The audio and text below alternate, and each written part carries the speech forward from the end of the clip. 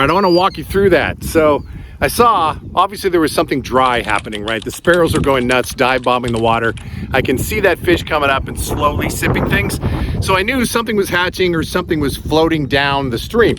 So I looked down at my feet. I couldn't see anything definitive, but the trout's behavior, right? The kind of slow rise and take and slow rise and take told me that this particular bug wasn't in a hurry, and neither was the fish. So it had to have been something somewhat slow moving. And then because I didn't see anything floating down, even after he was eating, it's gotta be something small. So I just made an educated guess, right? That purple haze, that parachute purple haze, is kind of an all-purpose fly. It can imitate a mayfly, it can imitate a caddis.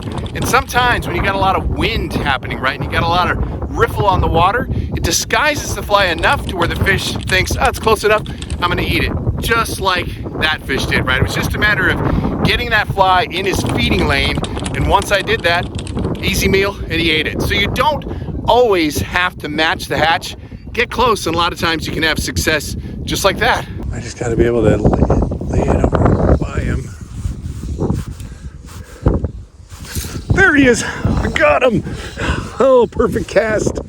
Oh my God. Oh, it's a big rainbow. I thought he was a brown. That was so freaking cool. Gotcha. Look at this guy. That thing's easily 20 inches. Holy crap.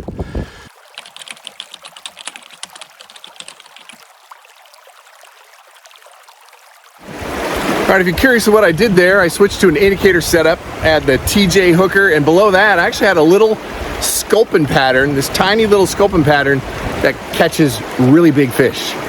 Fish on. It's a good fish.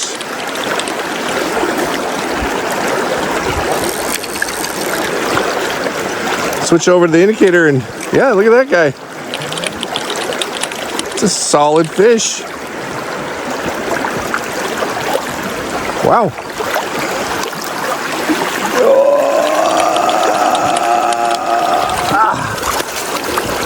Nice. Wow, that's a really good looking fish. I love barbless, makes it easy. Wow. This guy. Look at that guy. Nice. Sweet.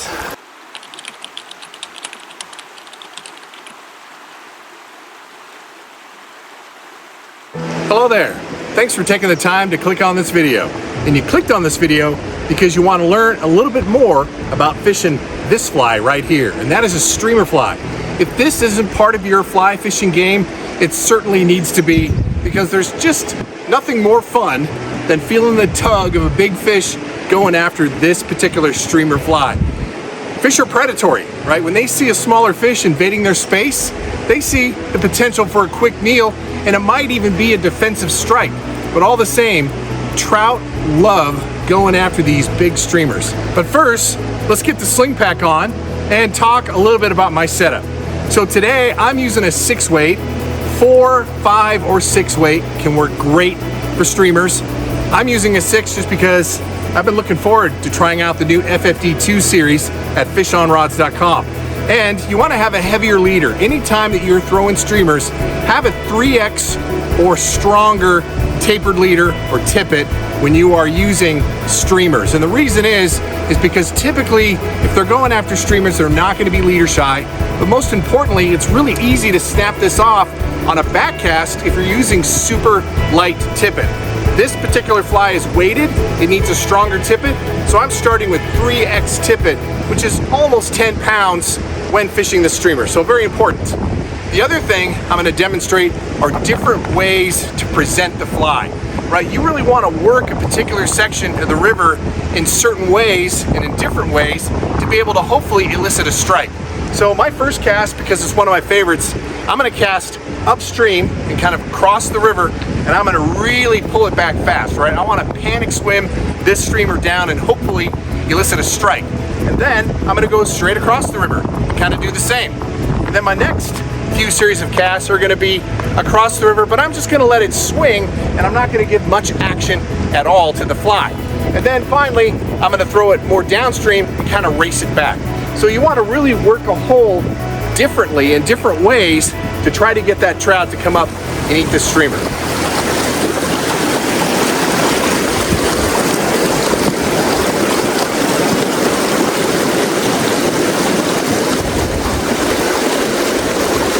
Oh, there we go.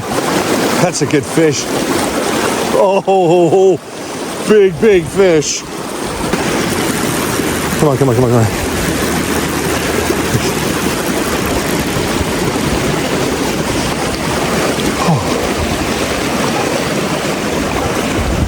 Oh, God, yeah.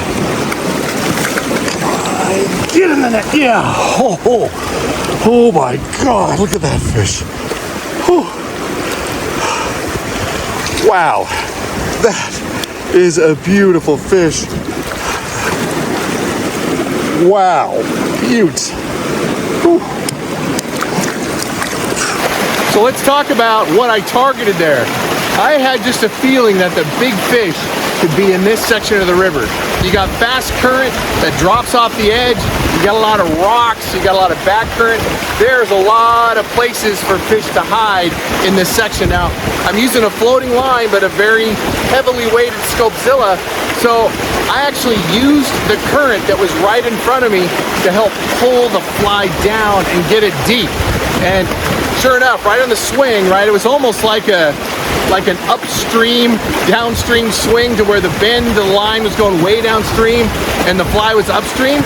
So the presentation of the fly, right, it started to swing and then started to swim downstream deep because my line's being pulled down by the current that's right up in the front. And sure enough, the fish hit it right in that zone. So look for that kind of structure when you're fishing streams. And if you've got multiple currents, use those to your advantage to help suck the line down to get a little deeper, so you might be able to find a fish like that beautiful, beautiful West Slope cutthroat. This looks good up here. You can kind of see how the river rushes up here, and then kind of there's a shelf, drops off and slows down. That could be really good fish holding water. Run my big old streamer through here. See what happens. See if I can catch just the edge so this kind of falls off.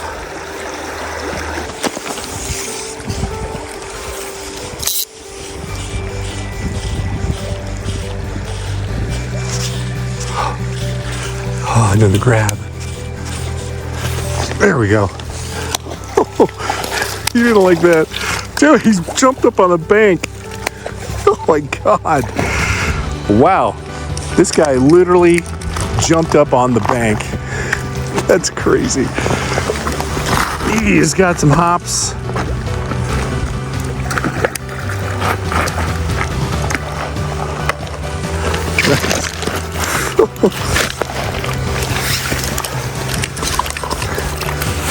Nice little rainbow. So, something in there big enough to break me off. Oh, what's that? Is that a fish? Oh my God. Goby! Oh! Big fish!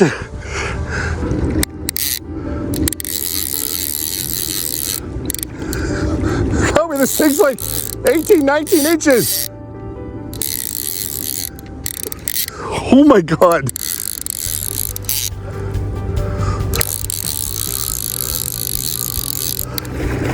Oh my God, this thing is huge. Oh, holy shit.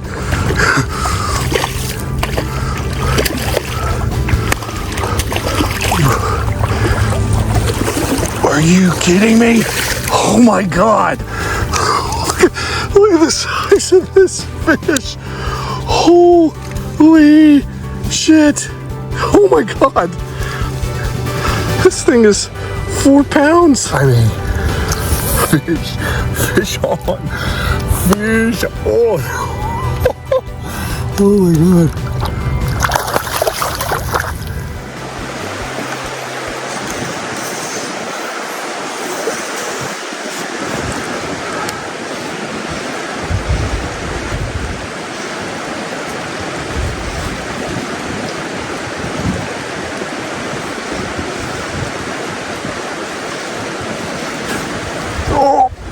There's a fish. Oh, that's a good fish too. Oh, not a lot of room.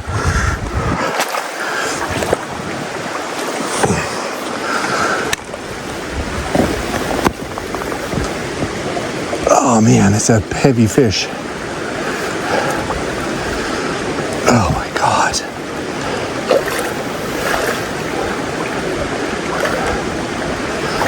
That is a sizable fish. Oh my God, another bull trout. I gotta keep him in the water. Oh my God. That was complete chaos. Come on, chill. Oh, he's all wrapped up. Fortunately, with barbless hooks, it appears that my hook is already out.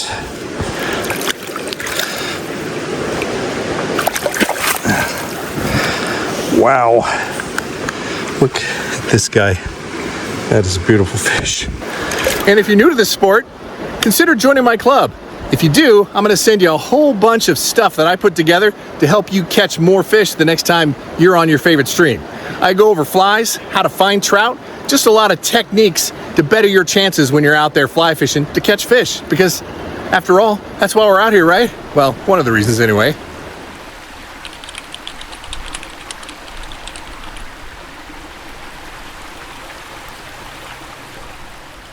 Hello there. Thanks for taking the time to click on this video. And if you clicked on this video, you want to learn how to cast one of these a little bit further and a little bit better than you are today. Trust me, I have been where you are at right now. You make a cast and all the line just kind of stacks up in front of you, or it doesn't get any distance at all, or it just literally falls apart right at your feet, or you can't get any line out at all. Well, I'm going to give you some pointers in this video to help you improve the distance and improve your cast, because there are a few things that I know if you start doing, because as soon as I started doing them, holy smokes, it was a big change for me when it came to fly fishing. A lot of the frustration just kind of went out the window once I started doing these few tips that I'm going to show you. I've been casting one of these for about 35 years now, so hopefully I can fast forward you into just a more efficient caster after you watch this video. So that's the goal of this video. So the first thing we're going to talk about is how do you hold the fly rod? Hold the fly rod with your thumb on the top of the cork or your forefinger. I prefer my thumb just because it just feels more natural. Your thumb gives you a little extra leverage when it's time to cast.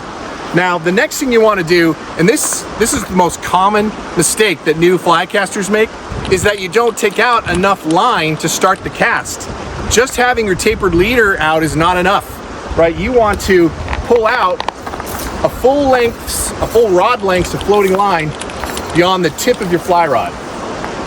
So you can see right here, I've got a full length of line from the very tip of my fly rod to where the tapered leader starts. That's super important, otherwise it's impossible really to start building line speed. So before you even start casting, do that. And now you want to take out a little bit of line, right? Because if you want to reach 20, 30 feet, you need enough floating line out to support that. That's going to be sitting on the ground, not to worry, normal, right? That's normal things.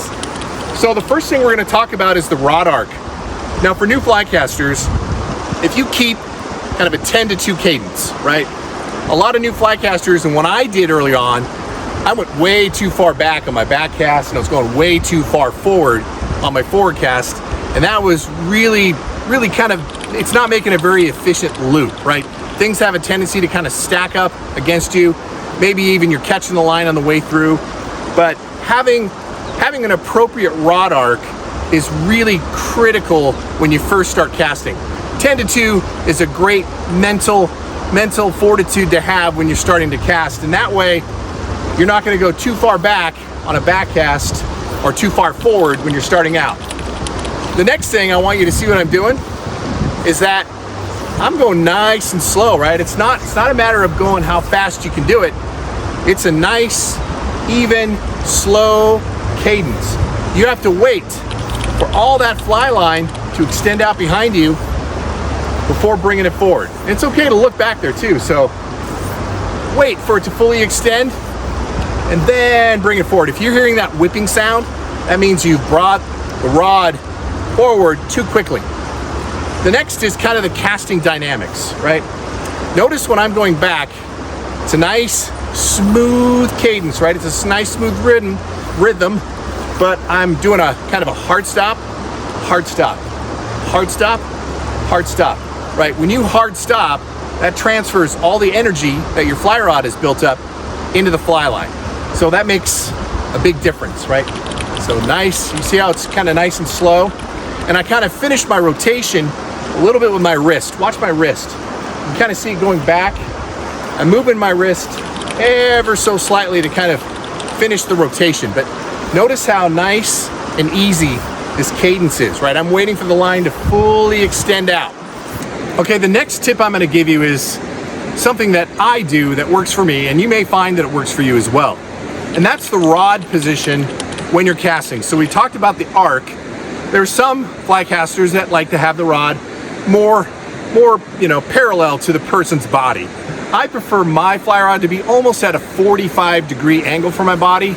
And the reason why is I have really limited my fly strikes by keeping the rod away from my body. So let me kind of get back in the water and demonstrate here. So because the fly rod is at a 45-degree angle, right, I am keeping the fly away from my body. This works for me, may work for you as well, but you just really reduce the fly strikes because the fly is way away from your body and it's not going to come back and hit you in the face, which is never a good idea. All right, so another pro tip when you're fly fishing is wear glasses, because you just never know, right? You want to have glasses on whenever possible. Even though I have a casting stroke that tries to keep the fly away from my eyes, inevitably maybe a gust of wind comes by, blows the fly towards my face. If I have glasses on, it's just going to bounce off my glasses versus getting into my eye. So for safety, it is a really good idea to have glasses on whenever you're fly fishing. All right, so one of the goals when you're casting is you want to create a nice tight loop. You saw me doing that earlier. That is just an efficient way to deliver the fly line and to deliver the fly is if you have a nice tight loop. That's cutting through the wind, right? That is creating the inertia that cuts it through the wind and wherever it is you're trying to cast. Hope that makes sense. And there's another tip I want to show you that really works with doing that, and that's keeping a straight line path to the tip of your fly rod. When you're casting, you don't want to be doing this to where your rod's just kind of going all over the place. Kind of pretend like there's a wall right next to you, right? And you want to keep a nice straight line path to the tip of the fly rod. Try not to open up your wrist like this on the back, because you'll notice how the rod kind of turns. You're not going to have a very efficient loop. If you do that, you might even create a tailing loop. So really try to keep a straight line path to the tip of your fly rod. So best way to do that early on is watch it. Even I still have a habit of sometimes of kind of turning my wrist on the back cast, and that doesn't make for a very efficient loop. So remember, have a straight line path to the tip of your fly rod, and you're going to create a really nice efficient loop like this. Really nice and defined. That's what's sending the fly line through the air, right? Creating that nice efficient loop. And I'm doing that by having a good cadence. I'm waiting for the line to fully extend out behind me, and I have a straight line path to the tip of the fly rod, and I'm doing a hard stop on the back cast, hard stop on the forward cast. It makes that nice loop that you see right here. Now the next thing is, what is your non-casting hand doing? What is this hand doing? You might notice that I am always in contact with the fly line. What really stops a cast cold in its tracks is slack, right? If you allow slack to build up anywhere in the cast, it's gonna fall apart on you. So I'm always managing the line with my left hand, right? So right now, I'm not letting any go through my left hand. I'm false casting, I'm getting used to it. False casting is used to dry your fly, also to kind of gauge distance and accuracy. But you'll notice when you start fly fishing a lot, you're not going to do a lot of false casting, right? A lot of times, 1 or 2 false casts get you where you need to go. But for the sake of this tutorial, I'm going to go ahead and false cast a lot. Now, when I'm ready to deliver some more line, I'm going to let the line loose in my non-casting hand. And again, that energy that's built up in the fly rod, it's transferring into the fly line, is going to let everything just kind of sail out nice and easy. So watch what I do here. So nice, easy cadence. I got a hard stop, little bit of wrist movement. Got some body language going here too, just kind of feeling the fly rod. Now I'm ready to present. Just like that, the line came right out. So you notice on the finish, on the very presentation portion, I'm doing kind of a hard stop, and then I drop the rod all the way down to the water's edge. That's also an important part. So here we go. Cast, cast, cast, cast, present. Just like that, all your fly line is out. So again, watch what I'm doing. Waiting for all that line to extend out behind me. I'm letting just a little line through my left hand. And now I'm ready to present. Just like that. So that really is the basic cast. So if you think about those fundamentals, right, when you're casting your fly rod, you take the time, be patient. That casting stroke needs to be very patient. It's not about how much power, how hard you can throw it out. That always messes up the cast. It's about just gaining confidence, practice, and just kind of leveraging your fly rod to transfer that energy. The bend of the fly rod is transferring that energy into the fly line. You're managing the line, your non-casting hand. Real easy, hardly any effort at all, right? It's not about power, it's about finesse. Now I'm ready to cast. I'm gonna let it go. Just like that. All right, a couple more tips and I'll let you go. So there's 2 critical things when it comes to casting a fly rod. One is that you do want to have a decent rod, right? Talk to your fly shop owner, look online, look at your trusted advisor for the best fly rod for you. But what I have found is that a medium fast action blank really is easier to cast if you're somewhat new to fly fishing. If you're brand new, you don't want to get out there with a super fast action rod. It just takes a lot more finesse and technique to get that rod to perform well. But if you have something like this, a medium fast action rod, I actually built one at fishdonrods.com. These things are really made for the new fly caster, or if somebody is, retired, they want to start fly fishing, but yet they want to put as little effort into casting as possible. A medium fast action rod that's designed to be easier to cast really is easier. The next is the fly line right here. This fly line is made by Cortland. It makes a big difference, right? Fly line really does make a big difference when fly casting. All right, so let's summarize everything again. Grip, right? You want to make sure you have the right grip. Fly line. You want to have a full length of floating line beyond the tip of your fly rod.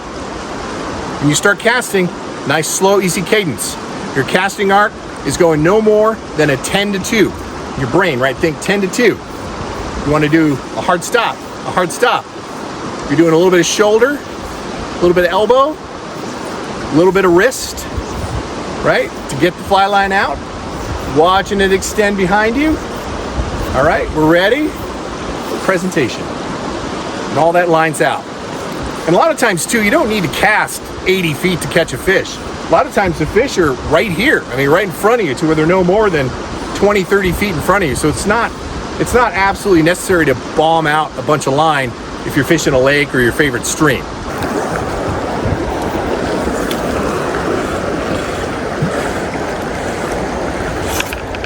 Oh, there we go. That's a nice fish too. Yeah, that's a good one. Oh yeah. Oh, that's a beaut. Look at that guy. Beautiful fish.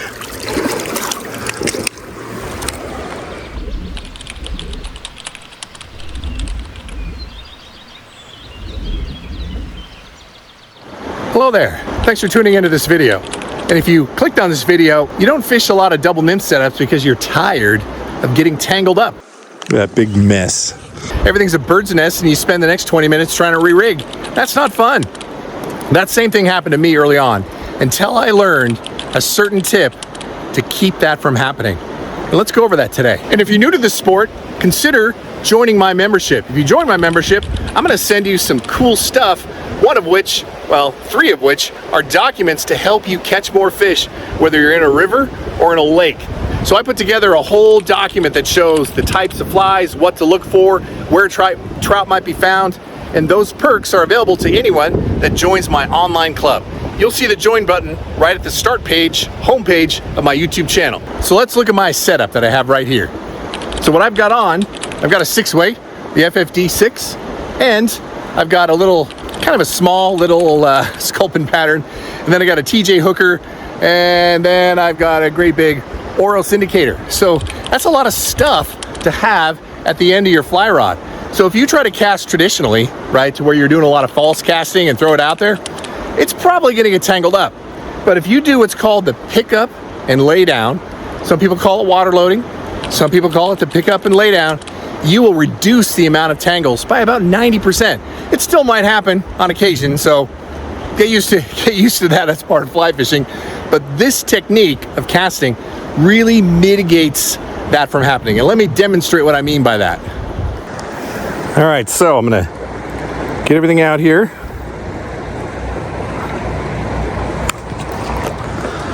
See, I've got 3 things, right? I've got an indicator, and I've got a fly, and then I've got another fly trailing. So I got 3 things. So I'm gonna pull out some line here. I'm gonna get, you know, about a rod lengths of line out from the tip of my fly rod. Then I'm just gonna pick it up and lay it down. Pick it up and lay it down, just like that. So as little casting as I can possibly do, because this thing gets tangled up really easy. But if you do this pick up, lay down, oh, I think I had a fish. If you do this pick up and lay down, you'll reduce the number of times you have to false cast or false cast at all, and it really reduces tangles. See how nice and easy, nice that laid out there? Don't gotta worry about tangles. I'm feeling good about myself. Let that drift here.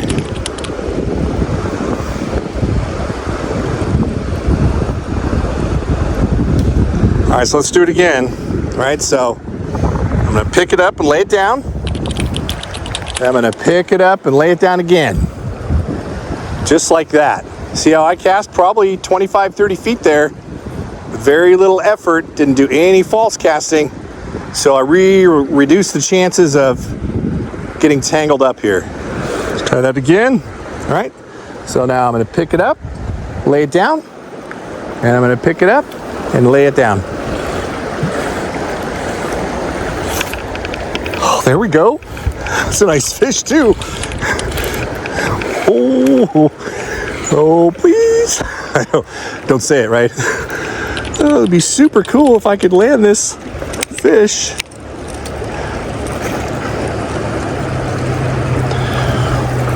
Yeah, that's a good one. Oh, yeah. Oh, that's a beaut.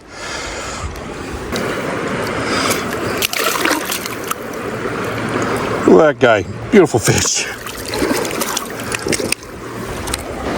And because I did the pick up and lay down cast, I didn't get tangled up, which gave me the opportunity to catch that fish. Also, don't forget to vary up the depth, right? You notice the first time I had the indicator out, I had it a little too deep and I started catching the bottom. Well, I brought it up a foot and guess what? Found a fish. So there's a little pro tip for you in this tutorial.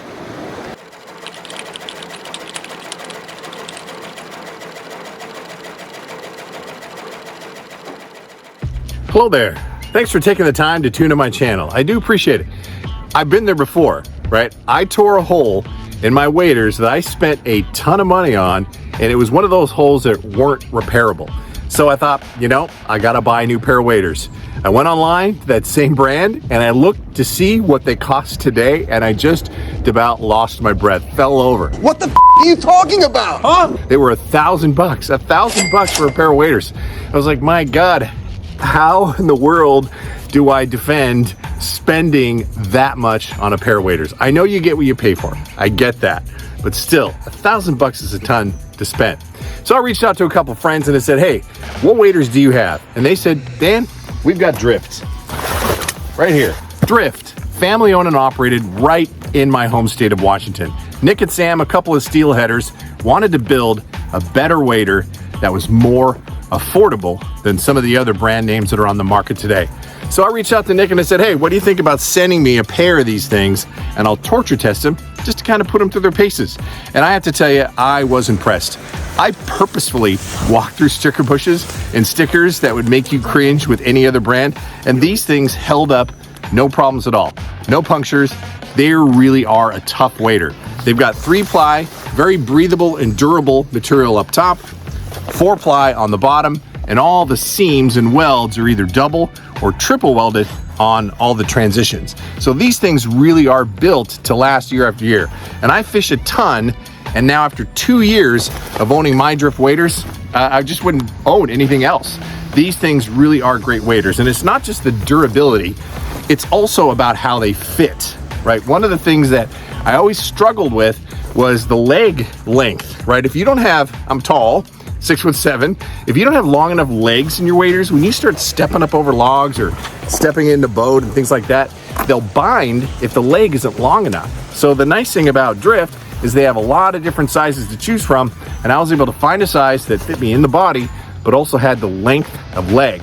Now the other cool thing is the booty, right here, the booty sock. This runs large in Drift. I have pretty big feet, and these things have no problem. They don't squeeze my feet. I have size either 14 or 15, depending on what shoe I'm wearing. And the size of waders that I chose run big in the feet, so they're not squishing your feet. I like that. The other thing I like about Drift is the storage. There's a few of you that may know that I do a little filming when I'm out there fishing, and I need to have storage. The cool thing about these waders is they have tons of storage. You got 4 major pockets on the outside. You've got these huge pockets on the inside, and you can carry just a ton of stuff in these waders. Typically, waders have one large pocket right in the middle, and then one little flip out pocket, which usually looks like this, in the center. That's not enough, right? If you have extra gloves or hats or fly boxes or whatever it is that you're trying to carry in your waders, you're either gonna just be puffed out like the Stay Puft Marshmallow Man. Did you just call me blob? Or you're gonna wish you had more storage. So I love the fact that these have a ton of storage.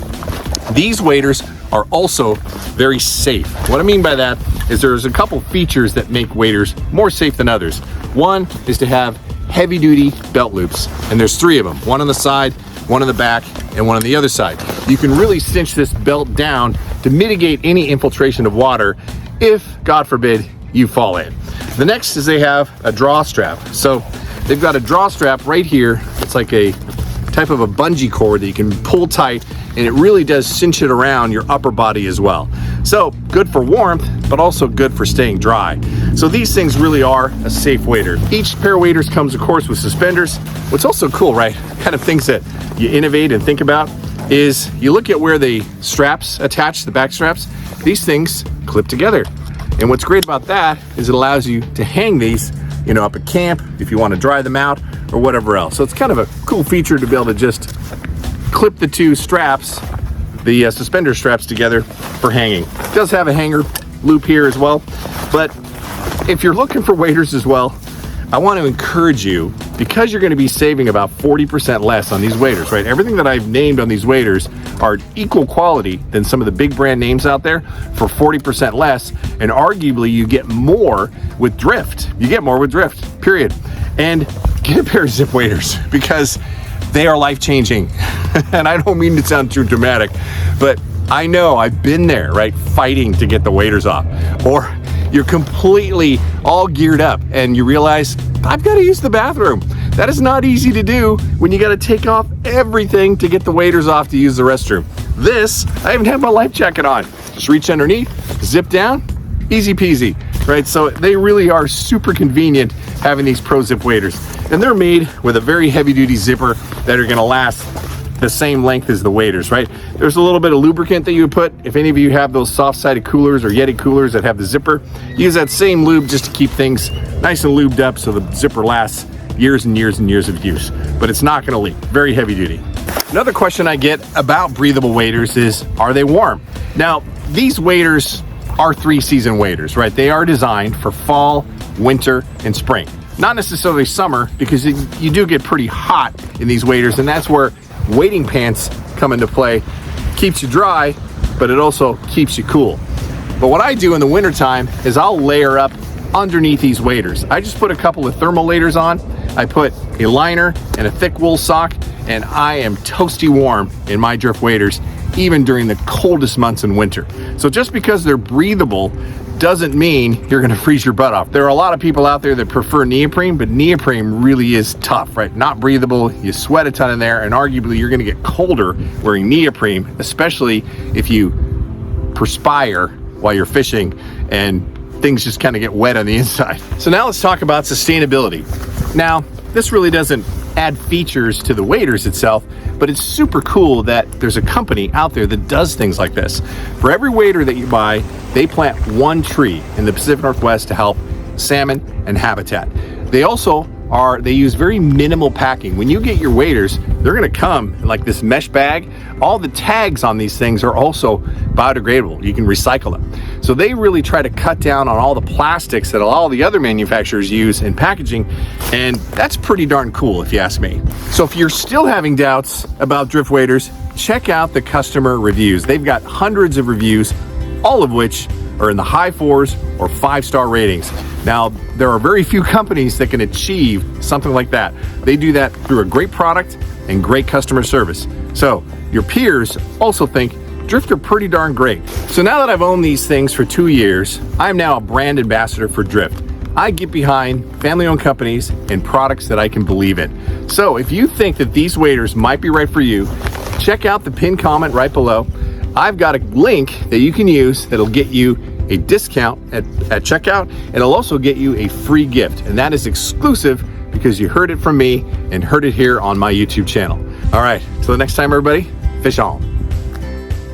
A little early in the day, so I've got the great big salmon fly pattern that worked really well for me yesterday, and then I tied the dropper on the actual hook shank just because I feel like it gives the dry fly a little more of a natural presentation versus tying that dropper on the eye. So that's what I typically do when I'm running a dropper. And I've got about 2 feet to my purple fly here, and I'm gonna run it through this riffle. I'm also using 4X. I got 3X to the dry fly, 4X fluorocarbon. Fluorocarbon has a tendency to sink a little better on the dropper, and that should do. And if I get the dropper hung up, I shouldn't lose the dry fly too, and that's why I go with a little lighter tippet on the dropper. So let's see what happens. Then you can kind of see it's really shallow right here, and it just starts to get deeper. There are a lot of rocks. I don't know if you can see them, but there are a lot of rocks that are in and around this area, and fish love to kind of use that as cover. So I'm going to kind of cast my fly up and then let it fall over. I don't want to disturb the water, so I'm going to cast where I know there's probably no fish, and then make my final presentation kind of out here. That went out further than I wanted to start off with, but ooh, that looked like a takedown.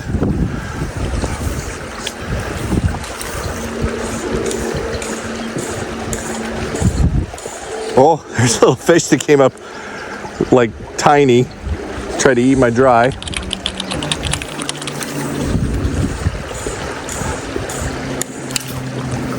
That looked suspicious.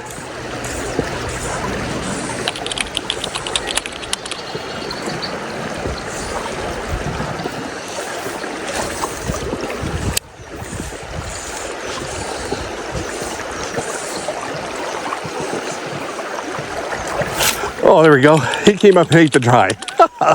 Oh, that's fantastic. Yeah. That is a nice solid fish. Beautiful. Very nice. Way to go, Bill. Woo! Nice. On the dropper or dry? Oh, that's a great fish.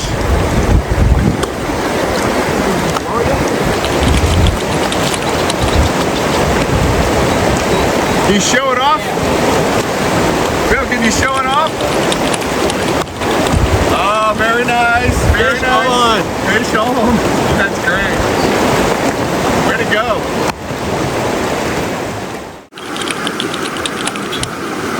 Oh, that was sweet.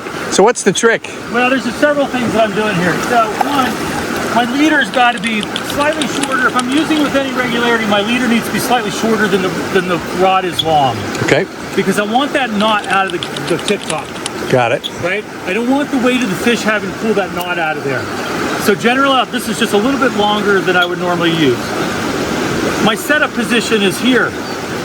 I don't bend the rod by pulling, I bend the rod by extending. That's great. Okay, so you're extending your rod to the right. Yeah, I'm extending. So that's what's creating the bend, not the pull, Got it. but the extension. Got it. All right. Yeah, I think there's one up there along that rock there. Now here's the key though, when I'm in the trees, the key to getting it back is to keep the rod tip pointing straight up river. Okay. The fly always comes back to me that way. As soon as I lift my rod tip, it pulls it away from me.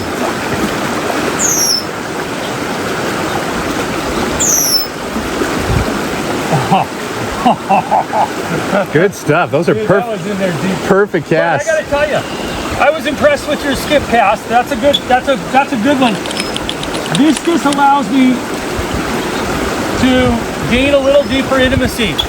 And actually, we learned how to like hook the fish, play it, and land it without the rod ever coming out of the water.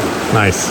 Right? The whole action is underneath. The deeper into the trees you can penetrate, the bigger the fish is going to get.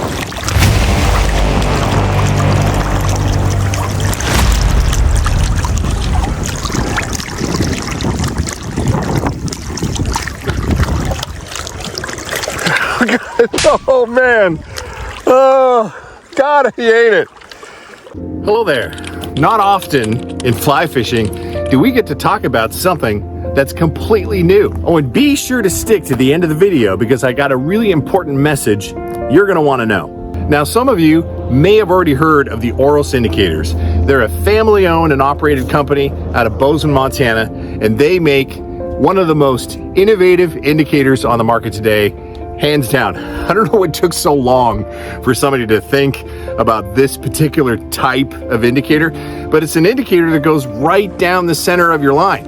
And the two spheres just grew together and you just kind of cinch them up to keep them wherever you want on your line. It is quite the innovation. Doesn't tangle, doesn't twist, doesn't mar up your line. So what's super cool is they now have a new size. Nope, we're not talking about the teeny weeny size. So let me grab a little container here for you real quick. And by the way, I keep my Oros in these little containers just so they don't get squished with my tools and that type thing. So today, the Oros come in 4 sizes. You have the teeny weeny, itty bitty, like this right here. You can see how small that is. It's tiny. That's for like fishing really small midges or chironomids on a lake. And then you have their small size right here. Kind of see? It's probably size, I don't know, it's smaller than a dime. It's pretty small. Then you have your medium size Oros indicators. Now, typically I'll use this often on still water when I'm floating a balance leech or some heavier flies. I just kind of like the buoyancy and this size indicator. And I haven't really had any issues at all with these carrying fish because they are super lightweight. Then of course we have the large size Oros right here. And this has been the biggest they've made to date. Now, I recently went on a steelhead fishing trip and I had a couple of really heavy flies, and I talked to Patrick at Oros and I was like, you know, if you just had a little bit larger size for these super heavy tungsten bead type of flies, especially when you're doubling them up. And he goes, Dan, I got something for you. I got a surprise for you. Oros has made the next size up. I mean, this thing is freaking awesome. And to prove a point on just how lightweight these things are, I was fishing with them today using my 5-weight. So you can definitely feel these on a 5-weight, but they're not impossible to cast, right? They are heavier than the rest of the Oros indicators, but they're super lightweight. So these bad boys right here, these guys are made for the steelheaders in mind, right? You typically are using some pretty heavy beaded flies, tungsten beads, doubling them up a lot of times, and you need something that can float that heavy of a setup. And this is gonna do just that. This is far larger than even their larger size. So this was their largest size. Let's see if I can get here without dropping it. So you can see right here, that was their largest size. And now this right here is their new big size, extra big size Oros indicators. And I cannot wait to try them out. But again, I already had them out there today. Didn't really need something this big, but I am sure that these are gonna float my bigger flies. So now, you have another option. These bobbers, these indicators are great. They go right down the center of the line. So you just unscrew the 2 spheres like this. You bring your line right down the center. You can see how they're kind of ribbed here. Tighten them down. It just squeezes right in the line and they do not move. So they're really easy, both if you're using traditional fishing or fly fishing. These indicators will work exceptionally well floating super heavy things in rivers. Okay, so the important message, right? Let's support family-owned companies. There's a patent pending on this design, Patrick's design. Oros innovated this design, brought it to market, but there are some others that may be copying this design. Let's support family-owned companies and purchase these style indicators from Oros. Plus, they're better. We did a little test on some of the other indicators that are coming out that are very similar.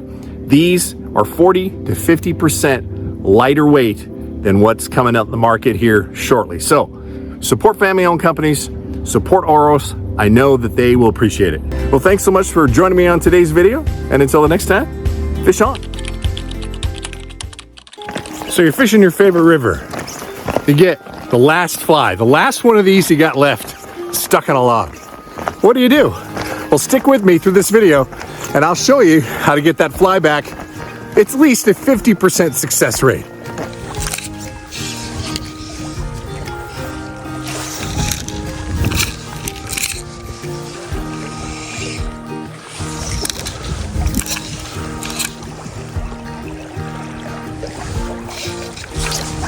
No, no.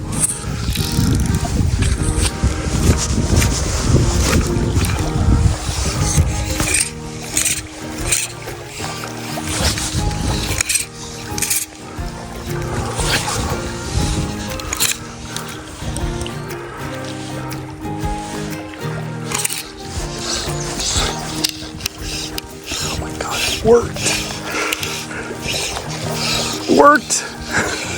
I got it back. All right, I got a fly fishing pro tip for you.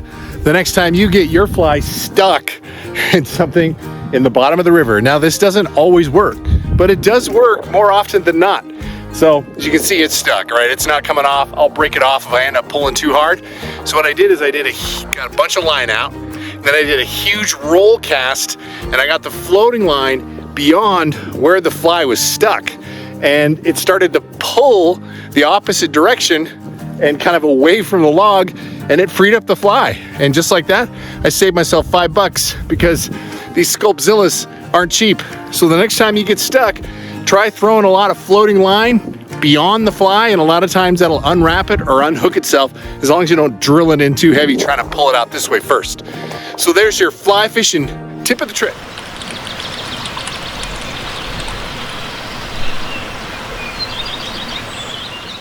All right, so if you're fishing trout, you're probably fishing a 4, 5, or a 6-weight rod.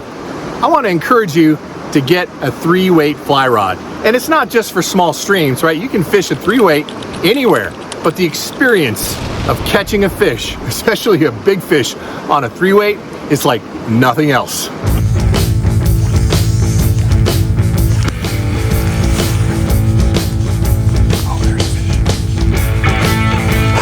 He took it off. Oh my God. Oh my God. Oh, I saw him wake after it again. That's nuts.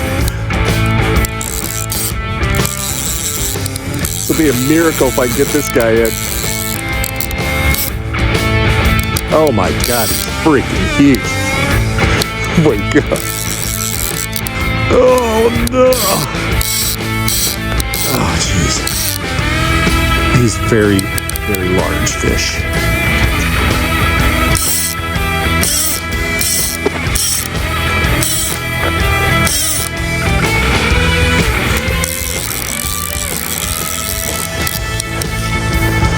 This is not going to fit in the net.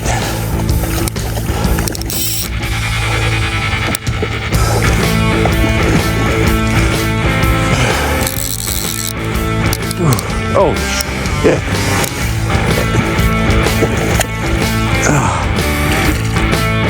Oh my God.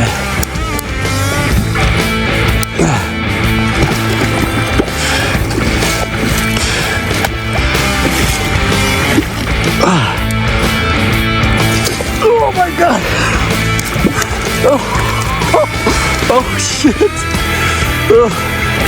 This is freaking huge. Oh my God, I can't believe that's a trout. So that fish happened to be almost 10 pounds, but even a little 12 or 13-inch trout feels like an 18-inch trout on a lightweight 3-weight. The one that we have on FishOnRods.com is 7 foot 9 inches, very light, 88 grams, very well balanced with this click and paw reel from Ross, Colorado. It's a really nice fly reel that complements this particular rod, and it is just a blast, right? I want to encourage you, ask your friends what it's like. If you haven't never fished a 3-weight, ask your friends what it's like to catch a fish on a 3-weight. It's like nothing else out there. It's so much fun. So there are a lot of brands to choose from. I would talk to your fly shop, or you can go onto my website at FishOnRods.com. I designed this fly rod for performance, right? Easy to cast. It's a medium fast action blank. There's a ton of energy that's transferred from this rod blank into the fly line. So even with this 3-weight that's only 7 foot 9 inches long, you can still cast this thing 40 to 50 feet with ease because of this performance blank. But I encourage you to check out a 3-weight and have that in your arsenal, because once you start fishing it, it's going to go with you on almost every single trip, because it's so much fun to catch fish on these light setups. All right, everybody, thanks so much for taking a minute to talk about fly rods with me. I appreciate it. Till the next time, everybody, fish on. Hello there. Thanks for taking the time to click on this video. I really do appreciate it. And I am super excited to talk to you about this brand new fly rod. Super stoked. And before I do, I wanted to thank everyone that has supported my business on FishOnRods.com and the FFD Rod Company. Thank you so much. And because of your support is why I'm now able to introduce the next series of Fish on Rods. And a little update on the FFD series, the original series, still going strong. Made down in Steilacoom, Washington, fully custom, right down to the hand-turned corks, and all at a very value-added price point. So this next series of fly rod is a performance-driven fly rod. So how do you get more performance out of a medium fast action blank? You do that by adding more guides. We have 30% more guides, 4 more snake guides on this rod. So there are 2 major benefits by adding extra guides to a medium fast action blank. First is the smooth control of the line. We reduce a ton of line slap against the blank and also line sag between the guides by adding extra guides that are closer together.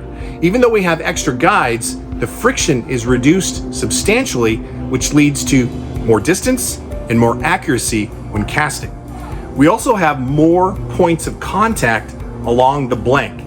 So your distribution of flex is far more efficient because we have more points of contact along the way, and you can really maximize the bend of this fly rod and leverage the medium fast action rod. This thing really does a great job in delivering the energy that's transferred into the blank into the fly line. It has nearly 0 recoil when released, and that is really what you're looking for in a great casting rod.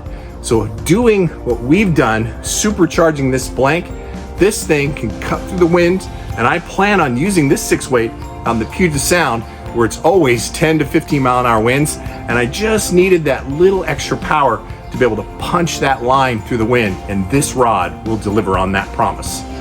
The next thing we did is we tried to source and support other family-owned businesses.